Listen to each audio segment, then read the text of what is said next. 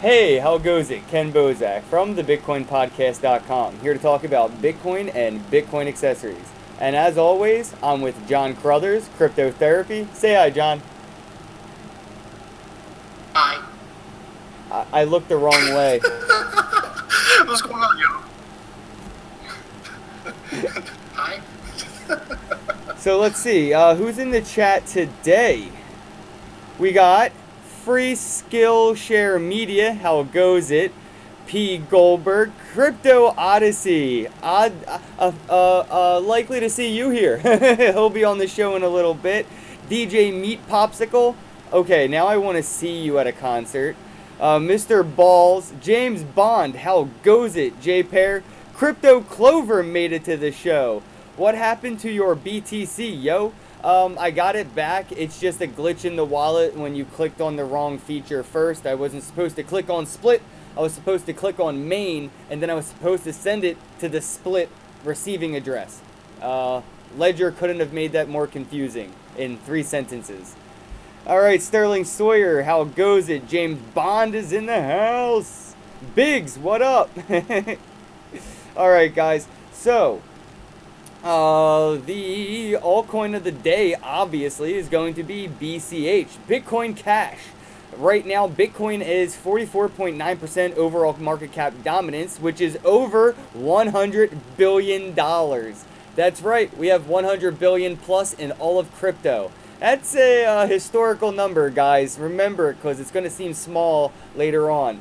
All right, so Bitcoin Cash, now known as BCH, no longer a futures known as BCC, is trading for, let me refresh this and make sure. I like to get the refresh, $351.26, which is down 25% since the past 24 hours of trading. And since the past 24 hours of trading, it is on a bajillion exchanges now. We have the best of the best and the best of the worst up in here. We got HitBit, ViaBit, Hit BTC, Via BTC, Kraken, Bitfinex. Oh, Bitfinex, yeah, Bitfinex is on here. Let's see. Cryptopia, BitBay, YoBit. So there you go. You can trade it all over. So far, John, what has been your thoughts on Bitcoin Cash? This 8 megabyte block size that these blocks, what is it, like a block a day? What the fuck's happening? Yeah, I noticed that. I just made a transaction with Bitcoin. I noticed that Bittrex had the wallet up running. So I made a transaction to send over to Bittrex so I could get rid of it. And I made that transaction at 7:22 my time, and my time right now is 8:06 p.m. Needs 20 confirmations in order to. And right now I have 0. Yeah, well, that's just on Bittrex. I don't like this fucking coin. I don't like this fucking coin.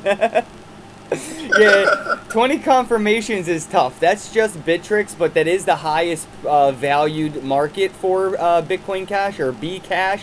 I think we're going to get shunned by the community if we don't call it Bcash. So I guess I'll conform.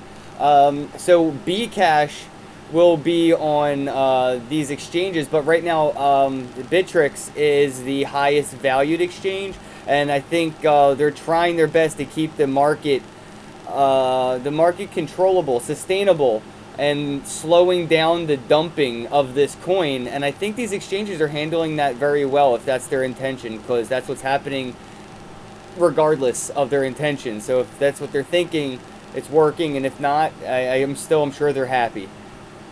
So are you saying that the confirmations are due to the exchanges? Yeah, Hit BTC only needed 2 confirmations in order for me to sell my shit there, but that was 50% of the value that Bittrex had.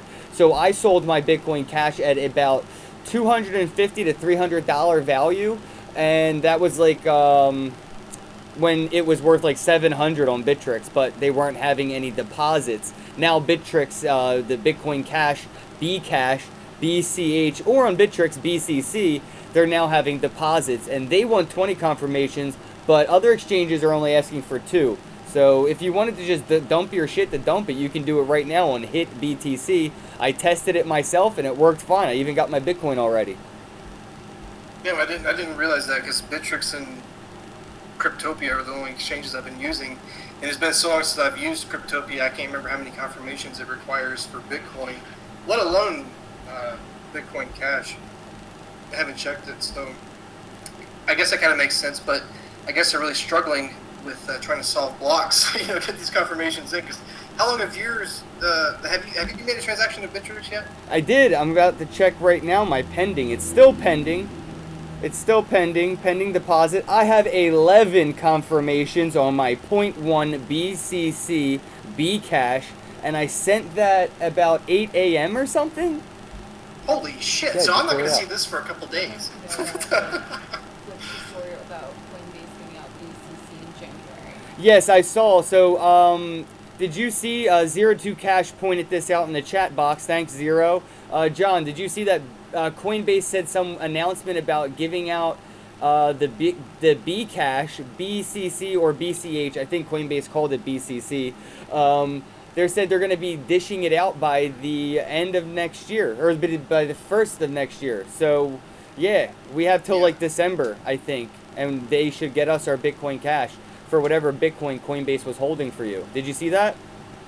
Yeah, I saw that, and I think this is a response to all the people who were getting all butthurt and like, oh, we're going to sue you. I want my Bitcoin Cash. I want my free money and everything. And Coinbase must be like, all right, fuck this shit. Here's your fucking fake coin,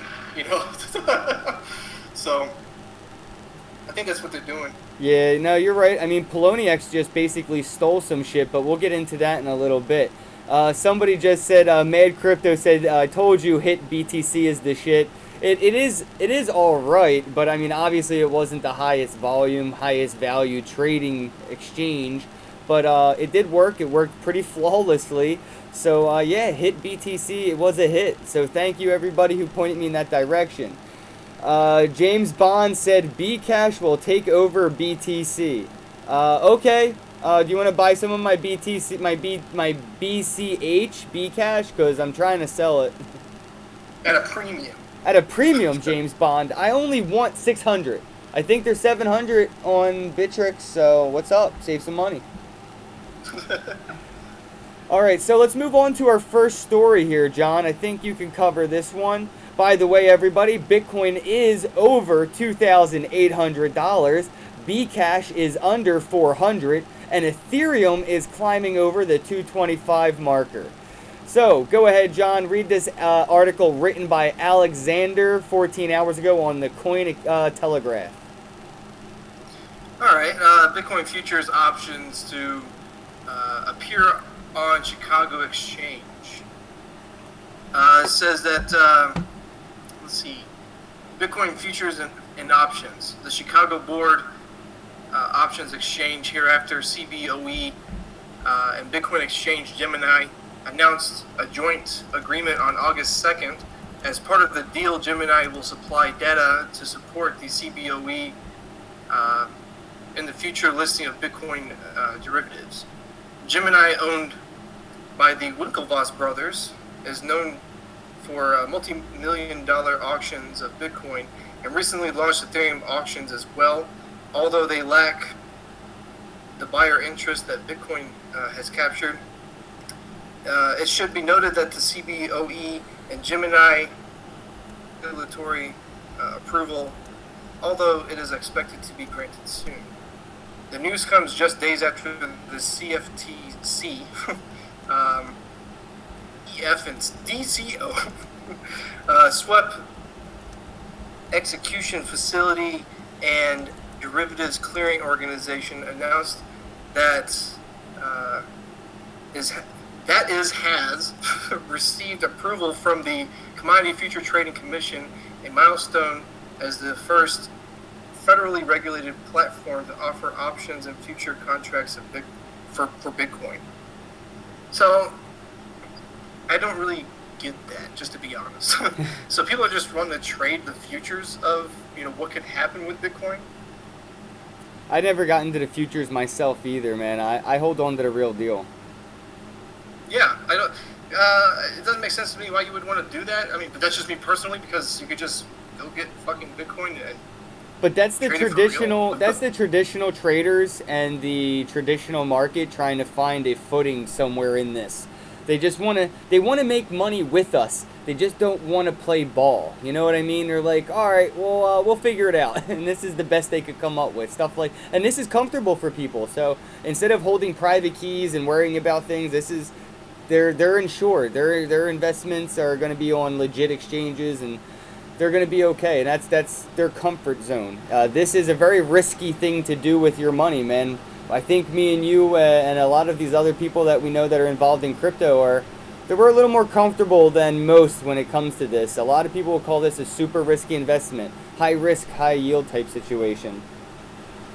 Yeah, but then those people also don't realize how risky it is to actually hold fiat. You know, because, You're right. You know, it could collapse too. You know, shit. Sophisticated trades. The agreement gives the CBOE exclusivity to Gemini data that can be used to create indices. I don't know. Coupled with futures and options, we see that the cryptocurrency trading space is quickly becoming more mature and sophisticated. In a statement, Gemini CEO does note that security and compliance remain at the forefront. Tyler Winklevoss says Gemini's key concerns in the cryptocurrency ecosystem have always been security, compliance, and regulatory oversight. By working with the team at CBOE, we are helping to make Bitcoin and other cryptocurrencies increasingly accessible to both retail and institutional investors. See, I told you they're trying to talk to the people that don't want to talk our language. It's like instead of learning a new language, they're just like using a middleman to communicate with this market that they wish they saw the percentage in profits. You know, like Neo today, Ant shares, or what used to be Ant shares, Neo just blew up today, and that's the kind of shit that doesn't happen in the traditional market. So they're looking for our profits in their market, and it ain't there. Huh. That's kind of weird to think about. It's kind of cool, I guess. Taken seriously, CBOE seems very welcoming to Bitcoin to the market. Chairman Ed Tilly states, "We very much look forward to responding to the growing interest in cryptocurrencies through the creation of Bitcoin futures traded on the regulated derivatives exchange. With the many expected benefits that this brings, including transparency, price discovery, deep liquidity, and centralized clearing. Gemini has demonstrated time and again its foresight and expertise in the area of finance. The team's focus and determination to grow the Bitcoin market and secure appropriate regulatory oversight as a New York trust company makes the team ideal for this venture. We are incredibly proud of this agreement and look forward to all that we can achieve together. If all goes planned, we will see Bitcoin included on the CBOE as soon as Q4 this year, early 2018. As more traditional financial markets begin to take cryptocurrency trading seriously, the next hurdle is clearly well-regulated and safe exchanges. As recently as this year, another exchange exit caused a stir for traders. This time it was BTCE after being closed down due to money laundering operations. Oh, really? I hadn't heard that part. You know what? I think I'm not 100% sure about the futures thing, but I think that's where you do a trade based on a prediction of the price a couple days out, and it's locked in until then, and then you figure out what happens, like if the price went up or down, and which side of the volatility you bet on, and that's I think how futures markets work out. Like you're pretty much locking in a trade for a guess at what the value will be in 2 days or 3 days or something. I'm pretty sure. I could be wrong. I don't fuck with this shit. I just hear it in passing. Yeah. Yeah, I have no clue about the futures shit either. Somebody said something about Napster. Huh? I saw the word Napster in the live chat, and it just brought me back to 1990, so... Can you even still use that today? You know what? You know what would have survived with Bitcoin? Napster. They would have said, You know all what else I right, don't understand? they would have told Metallica to come for these private keys. Come get these private keys, Metallica. You know, because you bring up Napster, another thing that comes to mind is AOL, and I still see people every now and then who have an AOL address. I'm like, what the fuck? Yo, at my work, businesses and like schools and hospitals and shit still pay for AOL email. If you look it up, AOL is actually very profitable.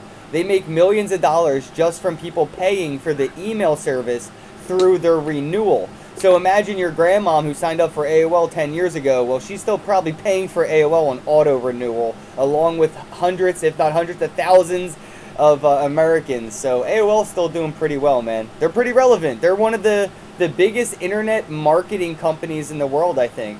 I'm pretty sure that's AOL, Yeah. internet marketing, yeah. There's also, I'm sure there's also people out there who don't fully understand the internet, and they're still getting that, you know, they got the dial-up with AOL back in the day, and then when high-speed internet came out, they thought, oh, I gotta keep the phone line internet, and then I have to upgrade to the DSL or, you know, high-speed or whatever, and they're probably paying for both. James Bond, I think he meant to say AOL coming to Polo now. That's awesome. All right, guys, let me get on to this article by David. It was written 16 hours ago. It is titled, Suddenly, Bitcoin Exchange Poloniex Changes Terms of Use, Triggers Alarms.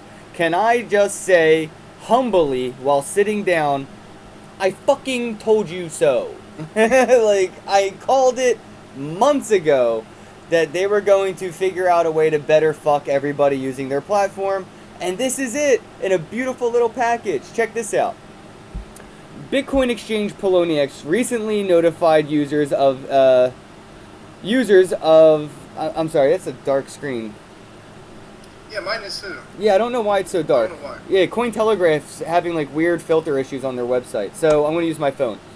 Bitcoin exchange Poloniex recently notified users of exchanges, of its site's terms, changes of its site's terms of use, triggering some degree of alarm on the r/Bitcoin markets subreddit. So I don't know if you use Reddit. I know it's like a cardinal sin, but I do not use Reddit either. Here's a quote. While Poloniex did not highlight the changes that were made, Reddit user NLNICO perused the document and composed a long list. There are some surprising changes, including bizarre terms such as a claim to own anything that a user writes about the exchange on its social media accounts. The fuck does that mean? So if I go on their Facebook page and I write a comment on their Facebook page, or I tweet them or something, they own my... How the fuck can you even claim that? I guess you can claim whatever you want, but how do you impose that claim? I don't know, they're like being little dogs. So like, oh, they mentioned our name, pee on that, it's mine. Pee on that, it's mine. Oh shit. I could just see it. I see it. Like, people wearing Poloniex badges just pissing on all the fucking posts. Alright, so, users are also required to agree not to use a web crawler to access any of their pages, and are informed that stop-loss orders may not execute. So... What's a web crawler? I don't know what a web crawler is, but I know what a stop loss is, and if that doesn't execute, what the fuck is the point of the stop loss? I'm Googling web crawlers. Google it! John Crothers, professional Googler. Let me get out this paragraph and you can blurt in when you find out. At the user's expense, additionally, there is such boilerplates as Poloniex does not allow users to exchange tokens for money and requires users to agree that they will not use this site for any illegal activity. Oh, god damn it, I can't use Poloniex anymore. Fuck. Poloniex would also like users to know that trading is risky and they could lose money. Aw, that's so kind of them. Are we updated on web crawler yet, dude? A web crawler, also known as a web spider or web robot, is a program or automated script which browses the World Wide Web in a methodical, automated manner. This process is called web crawling or spidering. Many legitimate sites, in particular search engines, use spidering as a means of providing up-to-date data. Oh, alright, cool. Well, I guess people shouldn't be using that on Poloniex anyway. They don't have the best servers in the world. Leave them alone. Alright, probably most important of all, Poloniex states that they make no claims or guarantees about coins, underlining networks, and that there is no certainty that they'll distribute forked tokens in the event that a chain split occurs on any network. So basically, they just said, we get to keep all your Bitcoin Cash, fuck you! That's what just happened. Alright, this presumably gives them legal cover for choosing not to distribute Bitcoin Cash to holders of Bitcoin on the exchange. Yeah, no fucking shit. I saw that coming like a month ago. Coming immediately before the Bitcoin Cash hard fork, this terms of use update is quite curious. The specific language used in the revised terms of use is, you will have a opportunity to withdraw tokens on at least one of the still existing underlining networks. So basically, what if they kept your BTC and just gave you BCC? How fucking pissed would you be? But you can't be too mad because you're using a shitty exchange like Poloniex that does fucking weird shady shit like this. So if it happens, you deserve it. If you're using an exchange, you deserve whatever happens, because you should know the risks involved in using any exchange. It's unregulated. We're in the Wild West, and this happens. All right. The implication is that in the event of a network fork, Poloniex is only responsible for providing users with one of the tokens, not necessarily both resulting tokens. So that would suck. Here's another part of the article here called Under Fire. Some on Reddit have argued that by changing their terms of use in this way, Poloniex could keep all Bitcoin Cash created from the fork, potentially selling it themselves. As Bitcoin Cash is currently worth hundreds of dollars, this would represent a significant source of profit for Poloniex, which is probably insolvent. That's why they canceled the troll box, everybody. They don't have the money to pay for this support to go through the troll box all the time. That's a sign of losing money. They don't have money. Be careful. Alright, Poloniex has come under fire lately with rumors circulating that they are on the verge of insolvency. Hey, I said that. Many users have also noted the slow response of customer service staff at the exchange. I was using Poloniex a year ago, and it was about 24 hours. Now you're talking like 24 days. Good luck. Users have also been experiencing delays of normally a month when attempting to withdraw funds from the exchange. Recently, Poloniex announced that it was closing its infamous troll box in order to repurpose its staff to respond to customer tickets. I personally think Poloniex dropped the troll box because they don't have the money to pay for the staff to support the troll box, and them changing their terms of service like this with the way they worded it, it's 100% a way for them to use Bitcoin Cash, Bcash, BCC, or BCH. God damn it, that's a mouthful. They're just going to use that to try and basically get themselves out of debt. I'm sure Poloniex is fucked, and I know plenty of people that wait way too long to get their withdrawals, and they just sit in pending withdrawals forever. Ever since April, I stopped using Poloniex, and I don't recommend it. Bittrex is an amazing exchange, and Kraken is also pretty good. John, what do you think about this fiasco? Honestly, it doesn't concern me because I got out of Poloniex a while ago. But yeah, you could be right that they could be pulling that kind of shit trying to pay off their debt. But who knows how much debt they're in, if they are in debt, if they're just trying to strategy or whatever, you know? I don't know. But either way, this is shady. I'm just glad that I took my shit off of Poloniex at the first sign of them having issues. And I didn't hang around to make videos or anything saying like, oh, I can't get my coins off of here. And I don't know what I'm going to do. You know, as soon as I saw somebody else make a video, I was like, what the fuck, Poloniex? I was like, oh, no, fuck this shit. Get my shit off. And I had to create another account or anything. I just wish that Bittrex had lending on it. I don't know, man. I don't want those kind of people fucking with Bittrex. You know what I mean? I like that Bittrex doesn't do that. It's almost like why some convenience stores don't sell lottery tickets. It's to avoid certain types of people. And I don't think I want those people on my exchange. I like Bittrex the way it is. You don't want me on your exchange? No, man. Take that shit over to something else, man. Use, what's that? Bifinix, and use my referral link. That way I can get a cutback of all your trading and lending, because I got one of those. We use Bittrex. I don't know if Bittrex, I meant Bifinix. Yeah, Bitfinex is where you can do do. lending and margin trading. Okay. Yeah. Margin trading. Kraken's in a Kraken. exchange, right? Yeah, Kraken's an Okay. exchange. I don't Somebody know. asked, I just wanted to Does make sure I was Kraken right. have lending on it? Oh, whoa, dude, we're getting close. Should we introduce our guest? Did you get him the link to the chat? John, you're frozen. Alright, ladies and gentlemen, John Crothers is frozen. I think he's getting our guest for the evening. That is CryptoOdyssey. Oh yeah. Yeah, man. How you I thought, doing? sorry, your video froze there for a second. You grabbing CryptoOdyssey? Yeah, you froze too. So I didn't freeze, you don't put that froze. shit on me. Don't you push that shit on me, bro. You froze. Ask the audience. Audience, who froze, me or John? Well, if it was filming on my side, it would look like that you froze. Oh, you know what? What am I doing?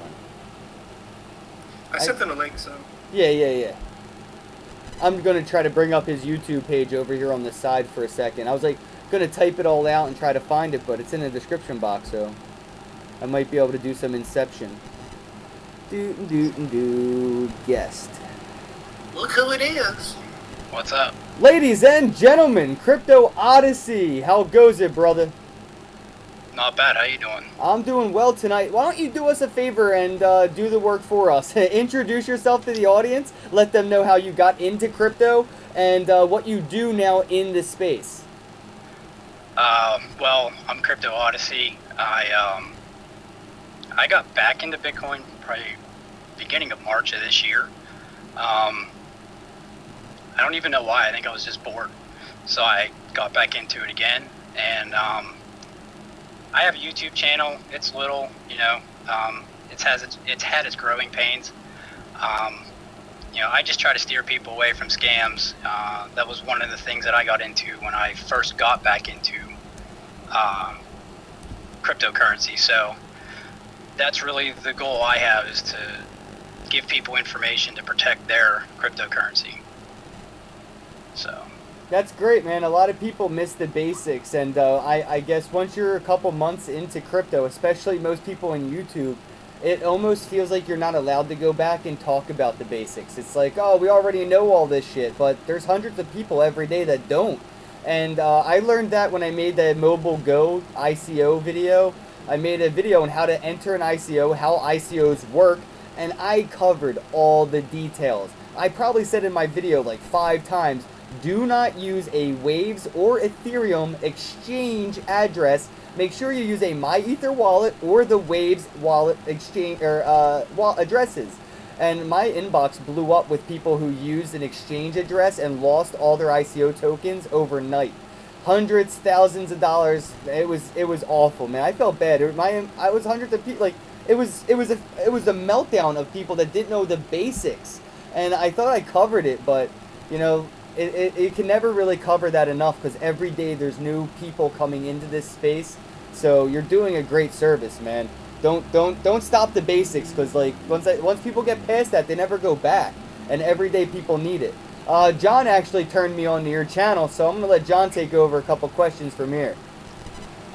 Yeah, so you said you just got back into it. So when did you first get into it, and why'd you leave? I found I guess, or stumbled across Bitcoin back in 2014. I think it was about $400 a coin then. I've always been tech, I do IT for a living, so, it's just one of those natural progressions, I guess. I left. I don't know why. I think it was a money thing where I couldn't really afford at the time to buy in a lot, and being new to it, had I known then what I know now, about buying partials and just buying a little bit at a time and letting it build up, I think I would have benefited a lot doing the same thing back then. But, it was all just little things. I had found a coffee shop in the neighborhood that accepted Bitcoin, so that was that novelty thing, going and buying a coffee with Bitcoin. And then, like I said, I just kind of lost track of it with life and finances and stuff. And like I said, got back into it in March and haven't looked back yet. So how did that go? Did you actually purchase coffee with Bitcoin? Yeah. I had to show the barista how to use it, because the story he told me is someone just showed up and was like, you should accept Bitcoin, and gave him the information. He signed up for I think it was a blockchain wallet, and he's like, I don't know how to do this. I told him, bring it up, get the QR code, snapped it, and it went right through, and it was a piece of cake. And that was the last I used it before a few months ago. So they were What'd you use using. it for? I'm sorry, John. I just was curious. What point of sale system were they using? BitPay? Then, no, it was just a blockchain wallet. Oh. I guess he just kind of took my word for it, and it's one of those things we both agreed it was worth something, so there it is. I got my coffee, he got his money, and we're both happy. That's actually really interesting, because that means he was holding it as Bitcoin and not immediately exchanging it for fiat like most point of sale systems. That must have been a small business where he could afford to do that, because it makes keeping track of profits very hard that way. So he must have been sure he wasn't going to make that many Bitcoin transactions, or knew how to really take care of his paperwork. But I love the fact that he was holding, not just accepting Bitcoin, but holding it after the transaction for coffee. That I'm sure he's happy about. For every coffee he sold, he's probably holding enough to buy 5 more coffees. Oh, definitely. And I look back on it, it's kind of like the guy that bought pizza with 10,000 Bitcoins all those years ago. He's, there's millions of dollars gone for him. I had a $5 transaction, when there was $400. It's like, man, that'd be a little bit of money, not much, but it's just the fact of the matter. But I've learned quick not to kind of look at it that way anymore, because this is a whole different ball game than your fiat currency we use every day. Yeah, I like the fact that the value of Bitcoin keeps you more frugal. I'm like, I don't want to spend $10 today because it could be worth 12 tomorrow. Shit, but I really need to eat. I say that because all my money is in crypto. I really don't hold fiat anymore. If I buy breakfast, lunch, or dinner, I'm using either Bitcoin, Ethereum, or Litecoin and my Visa card that I shift through all 3 of those cryptocurrencies with. But I think that is a weird difference in fiat to crypto, the mentality, because the longer you hold crypto, the more it's worth. The longer you hold fiat, the less it's going to get you. It's a weird mentality paradigm when you come into this space. How do you see your friends and family understand this, or are they still just as bewildered as deers in headlight when you first got into it? Prime example for this is my stepdad. When I first got back into it, I was kind of talking to him about it a little bit. He doesn't understand much of it. John knows the story here. So the only time I've ever cashed out to fiat is I was running tight and I had to pay my rent, and that's when Pivx hit. I think it was 215, and I was holding I think about almost 100 of them. So I cashed out and paid my rent, and I just kind of threw the little jab. I was like, hey, I just paid you in cryptocurrency. He just looked at me and goes, I don't care, you paid me, it doesn't matter. But yeah, I've been trying to spread the word a little bit, and some people are interested, some people could care less. Yeah, I've never cashed out into fiat or anything. In fact, I don't know what to do about taxes if I did. I don't think I really. Yeah, try to do it locally or something so that there's no really, anybody reporting me to the IRS. Yeah, you could do local Bitcoins, right? But you're not buying it through Coinbase, are you? How do you buy your Bitcoin then, John? Oh shit! Yeah, I am buying through Coinbase. Well, then you're fucked. Are you actually... Wait, hold on, John. So when you buy on Coinbase, are you like keeping it on Coinbase or do you immediately put it on another wallet? It immediately leaves Coinbase. Oh, well then you're good. As long as it leaves at the same value you bought it, there's no capital gain, no capital loss. It basically looks like you no longer have it, so you technically already sold it. As long as you don't use that private key again, they don't know it's yours. So I'm just saying, I'm not saying that's the most legal thing to do. I'm just saying that's about as most that you have to do. You know, the IRS wants their money. They got to work for it just like we have to work for our money. Yeah, there's actually a Bitcoin ATM down the road from me, and I wanted to try it out, but I don't know how well it's gonna work. Do it with like Yeah. 20 bucks. Make it on do it on YouTube Live, dude. That'd be cool as shit. Yeah, thought about it. Hey, what about you, CryptoOdyssey?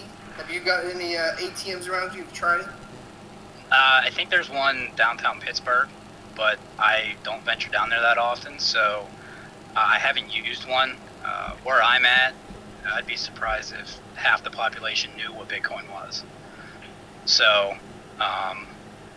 back to the Coinbase though, just real quick. That's where I used that to cash out the Pivx. You know, I just swapped it over.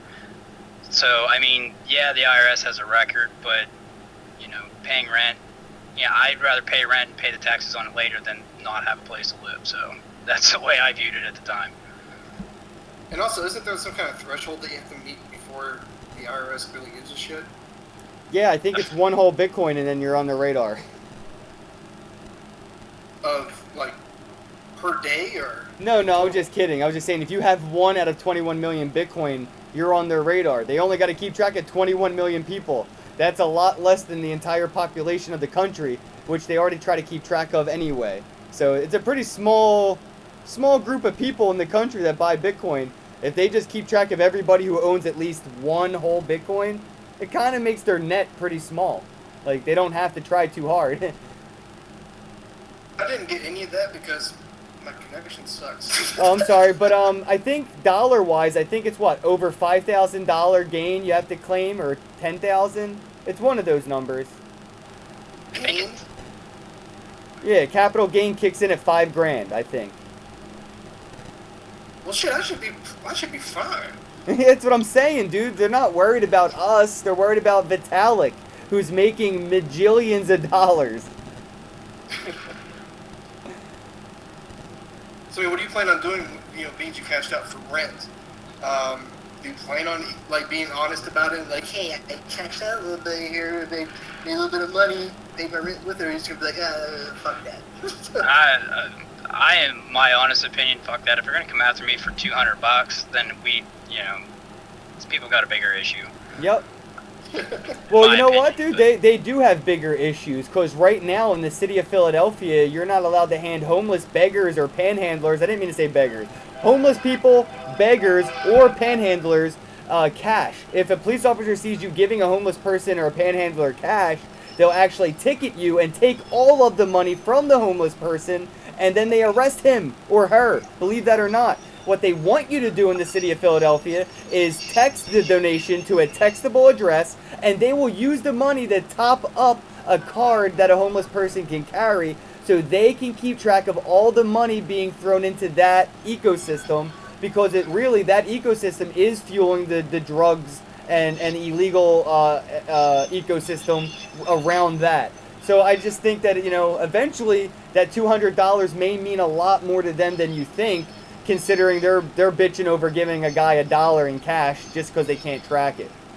Yeah, I'm sure they'll try to tax them too. It's like, oh, hey, you're homeless, but you made X amount of dollars this way, so you got to pay us taxes on that. You're absolutely right. And then eventually they're going to get enough debt to where they can lock them up and use them as human, you know, cattle for the prison system, and get more money from us, the taxpayers, who will pay off their debt, and then they can get out of prison, accumulate debt again, go back into the system, I pay their debt again, and it just keeps repeating. And that's the state of our financial system. It's so broken in every aspect, and it makes things like, I love how people are like, there's no coin but Bitcoin. I'm like, I think Bitcoin has a hard enough job. There's a lot of jobs that blockchain technology could really improve. I think we have to let these altcoins find a place because there are many use cases for blockchain technology that Bitcoin can't and just won't be able to handle on their network. What's one of your go-to altcoins, man? I'm curious. Like, what are some of your altcoins and blockchain projects that you're interested in and that you not like support because you want to make a profit, but because you want them to make the quality of your life better in the future? I really like Litecoin. I had a couple Litecoin prior to the split, but I was gonna ignore the whole fork. But then I was like, you know what? I'll take this opportunity to get that free money, you know. So I sold it, or I exchanged everything into Bitcoin, put it in Coinami, let that whole process go. But you know, Litecoins, I really like that one. You know, it's been around a while, so in my opinion, I feel it's a little more trustworthy. Some of the projects I was into, and John, you can relate to this one, was EOS. I really like the project. I even made a video about it, what they're going to do and everything. I had some of those tokens. Come to find out that they're not even, you know, legit EOS tokens. How'd that happen?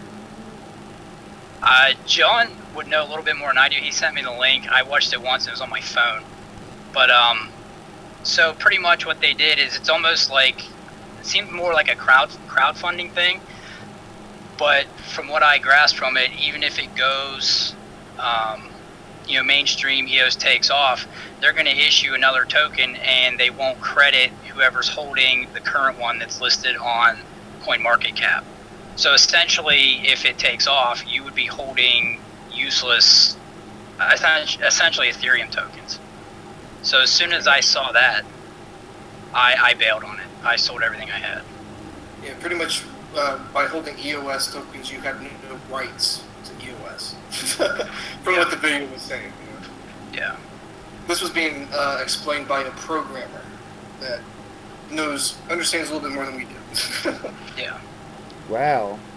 Damn, that sucks, man. Well, dude, John, good looking, dude. See, I love that about our community, man. Like, we see a problem, we say something, we fix it. We don't benefit, we don't profit. We just want to better the environment in general. And I love that that's the majority of the people that get involved in Bitcoin and cryptocurrency. Like, yeah, we have some shady people. Anywhere there's profits this large, shady people just like flies to a bright light are attracted. But the majority, I've seen a majority of honest, like, good people looking out to share information, and right there is proof of it. John finding you and being like, yo, dude, check this out. So, you know, and he didn't get nothing out of that. Like, he saved you a lot, man. Like, and I see that happen all over, not just, you know, here. I see it everywhere in this community where people almost genuinely just look out for each other. But then you go outside into the real world and you see that guy asking for $1 and 50 people walking by him, and then one guy goes, yo, yeah, you do accept Bitcoin? Like, I got you. Yeah, there's some talk going on in the chat saying that that's not true, but, you know, really, what do I know? And I'm going to make my own decision based off of what I found, you know, what I saw on the video. And, you know, so people can say that it's not true all they want, but I'm going to play it safe and just dump the fucking coins and just hold on to something that I'm more passionate about anyway. You know, so. We'll call I'm that. not going to shit on anybody who's holding EOS or anything. You do what you want. We'll call that whoopsie FUD. If that is FUD, we didn't start it. We just fell into it. We found the video. Yeah, so I saw the video, and the guy, at least he sounded like he knew what he was talking about. So it's one of those things, it's like, okay, this sounds like it could be legit. I don't want to lose X amount of dollars because I didn't listen to this. I would rather look at it and be like, okay, so it does take off and they do honor it and whatever else. Yeah, that's my loss, but it could have been the other way, and I missed an opportunity to get rid of it. So that's why I dumped it. Yep, dude, self-due diligence is most important. Because, as this situation may have looked, you could try to help somebody and accidentally cause FUD, but it's always good to do self-due diligence. And Dennis Turk just shot me, I believe that's Australian money. I think that's Aussie money. Thank you, Dennis. You rock. You're my my super chat hero for the night. So let's move on to what you think about the Poloniex terms and services and what the fuck is up with that, dude? Like, honestly, my opinion in a nutshell is they just got permission to rape whoever they want financially on their exchange, and you can't sue them. And if you do, you're just gonna give them more money because you said you wouldn't do that. They'll just sue you back, I guess. Like, what do you think about them being able to determine which coin to give you if a fork splits, and just everything that they put in their new terms and services? So I'll just start with, I bailed on them a while ago, I think around the same time John did, because I was looking for more of a, I guess, off-seas exchange, or over, whatever. You know what I mean?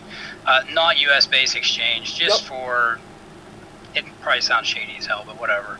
No, I know what you mean. And then, you know, I kept seeing where Poloniex was down all the time, and I'm like, you know what, I don't want to deal with this. You know, I don't want to have my crypto sitting there, and God only knows what's going to happen with it. So I pulled the trigger and bailed on them a few months ago. Haven't looked back. You've been using Bittrex and Cryptopia. So, but as for what they're pulling now, if somebody doesn't see this, read these articles, and immediately pull off of there, I don't understand. That there's no reason for this, in my opinion. Why do this? You're just hurting the crypto market even more. Well, there is the suspicions that they're insolvent, that they're bleeding money and in debt by more than they can actually admit without causing panic in the market. I think this is a perfect way for them to get legal access to anybody's Bitcoin Cash that had Bitcoin on their exchange and actually legally have rights to sell it, to make a legal profit that they could use to fuel their void of cash flow. And I saw this happen. In my mind, I knew, and I'm pretty sure I said this, that when that troll box disappeared, that was a sign of money not being there anymore. That troll box, they love that shit. They love knowing everything you're about to do. You know, oh, I'm about to dump this. Awesome. Let me make a computer program that reads all the FUD in the chat box, all the FOMO in the chat box, and then I can run that through a trade bot, and I can trade against all you in the troll box because I have a good idea of what you'll say and what you'll do. And that's what I thought they were doing, but I guess that was too much, like, too AI for them. But as soon as I saw that troll box disappear, I knew they had no money, and this is a perfect way for them to get that money. I don't trust them, man. I haven't trusted them since the April Ripple incident, and I got hit with a sell limit, and I got hit with a buy order, and they went opposite of each other. So I bought high and sold low while the site was crashed, and it did it all for me. It's awful convenient of them. Yep, they know. They see the order books. They see the order books, and they know when, like, oh, our server should go down right about now. Yeah. Yeah, I just... for those of you using Apple and iTunes, your green thing, mate. What was that? Go ahead. You broke up, John. We lost John. Froze up again. It's alright. We're going to start a GoFundMe to get John better dial-up internet. John's still using that 56K dial-up modem. AOL. I told you should have got a new AOL disc from Acme. He can't even laugh at me. Maybe he just enjoys the sound of connecting.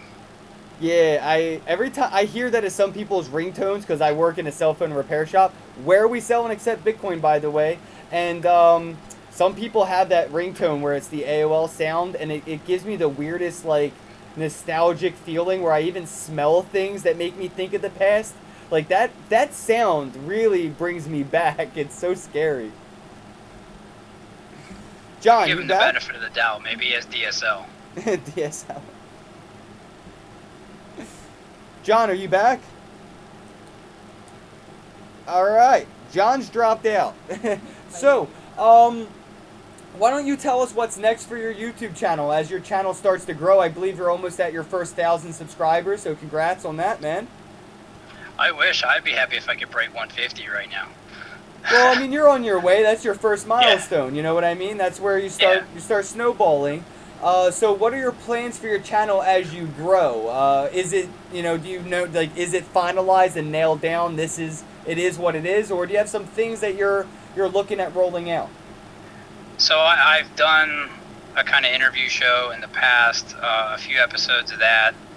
I enjoyed that, but I was having trouble finding people to do it with me, because the idea behind it was to get people on that were not familiar with it, kind of give them, you know, ease their mind on some things, because everybody I talk to instantly scam, you know, between Silk Road and everything like that. So the idea behind that, like I said, was for the viewers, because everybody watching my channel is going to know crypto or know a little bit about it. You know, it gives those viewers an idea of what people outside the community view cryptocurrency as. That kind of dried up a little bit. I was doing a daily one just on my progress. That kind of died out a little bit just because I was repeating myself daily, and I didn't want to put the subscribers through that. Now I kind of hold back and find something. I'll scour the web, either look at CoinMarketCap. I like to watch the new coins that come out and kind of get familiar with some of those. If I find something that's interesting, I'll put a video up on that. Always on the lookout for the next scam. I believe I did the one on VixIce or whatever. It shut down within 2 months, and I think I got a message on that video saying that they relaunched as something else already, and both my computers died. So I've been kind of without for a while. I'm on my work computer now, so. Oh man, that's a bummer. My next scam, not scam. I don't know. I don't like it because it's very sketchy, but it has all the makings of a potential scam. It's definitely a scheme, but Control Finance is on my list, man. I don't like it. I don't like it at all. But somebody gave me money to test it out, and holy fucking profits, bro. Like, you get daily withdrawals, and there's no minimum. No minimum. I can withdraw whatever it is, and it's pretty damn crazy how much money you make every 24 hours on a small loan. And I'm not saying this to incentivize it, because I have no referral link to post it anywhere. But Control Finance is definitely on my list of sketchy, scammy stuff. And it's actually on badbitcoins.org as well. It's funny you bring that up, because I can't remember who posted a video about it. Someone that I follow. And I looked it up on Bad Bitcoin. It had to have been right almost at the same time you did, because I saw you posted something on Facebook about it. Because that was the first thing I did, was hopped on Bad Bitcoin, because I'd never heard of it before. And I was just like, yeah, no, I'm going to, stand back and watch this one. But yeah, it's funny you bring that up. Hey, John, are you back yet? I don't know, am I? I don't know, man. Are you? Hello? Is this thing on? God damn it! God damn it! Fucking internet! I think your camera quality's too strong. I think that might be the thing, because you're using that 1080p webcam now. And did you know, John, you could have saved 20% or more if you would have bought that webcam through purse.io. You could have used cryptocurrencies. You could have even used altcoins like Ethereum or our beloved Litecoin, and you could have set the value that you wanted to save if you would have bought your webcam through purse.io. How about that plug? Purse. Pay me. My Best Buy points. My Best Buy coins. Yo, so what do you guys think about those, like, trading groups, like Ether Trade and fucking whatever trade and Lion Club and all those fucking cults? I stay away from all those myself. I have no interest. I don't even click into them. I know some people will talk about them. It's like, oh, what's that? Look it up on Bad Bitcoin, and that's as far as I go with it. Yeah, I like how people are like, they're just like blind. They're followers. They're sheep. They're like, oh, this person showed me they made profits, so here, shut up and take my money. And then they get all butthurt when they don't make profits. And it's like, well, if you see somebody on the boardwalk doing a shell game and somebody just won $200, that's called baiting. Everybody after that guy is going to be the profit. That other guy, he was in on it. Or he was early enough to make a profit before the scam. But, you know, people see scams with fiat, and they can see it, they notice it, they recognize it, and they walk the fuck away, because they're like, you're not getting my fiat, my money. But the moment they buy Bitcoin, it's like, this doesn't seem right. 40% profits? Here, take my Bitcoin. Yeah. See, I was the sheep when I got back into it, and I followed, and it bit me in the ass a couple times.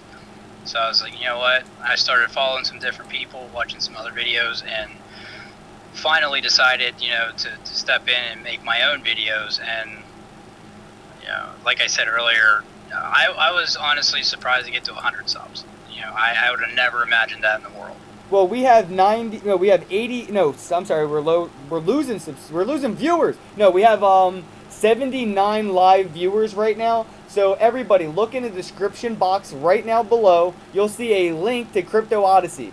I would hope that he gets at least 40 of you guys subscribed over to his show. Okay. So take a screenshot of what you got now and let me know how many you get in about 2 hours. And hopefully at least half of the viewers follow through and subscribe to CryptoOdyssey. Anybody who's interested in starting a channel is always welcome on the show here. I love talking about crypto. I'm not saying you have to have 10,000 YouTube subscribers to come on my show. You just have to know about Bitcoin and can hold a conversation. That's all I ask. And CryptoOdyssey, bro, you killed it. John, we're running up on our time here. Any last questions?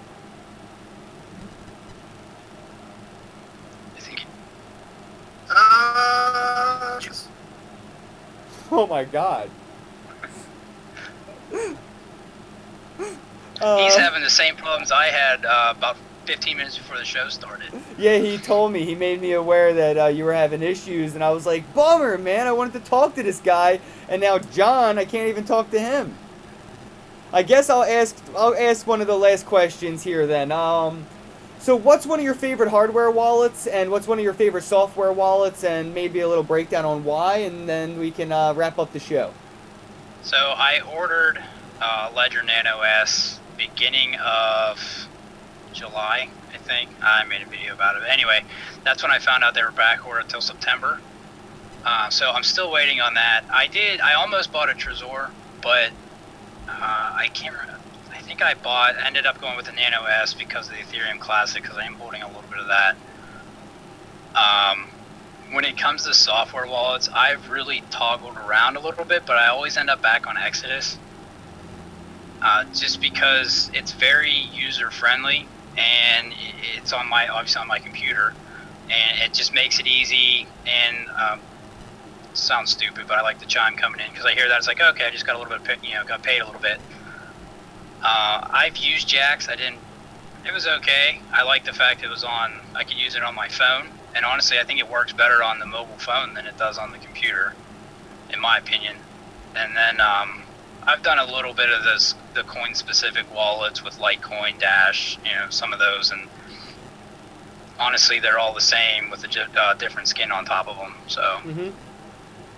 I like Exodus. It looks cool, but I got to get more familiar with it because there's a couple things I don't like about it, but I do have an upcoming interview with them, so I'm going to be able to pick their minds and ask why the fuck did they go about it the way they did, because some of it I don't like. Exodus could be a great wallet, but there's like one or two things that they really need to fix. Like, I don't like that they don't force you to back it up and then test the fact that you backed it up. And then I think John even commented that you have to send money there before you can get that.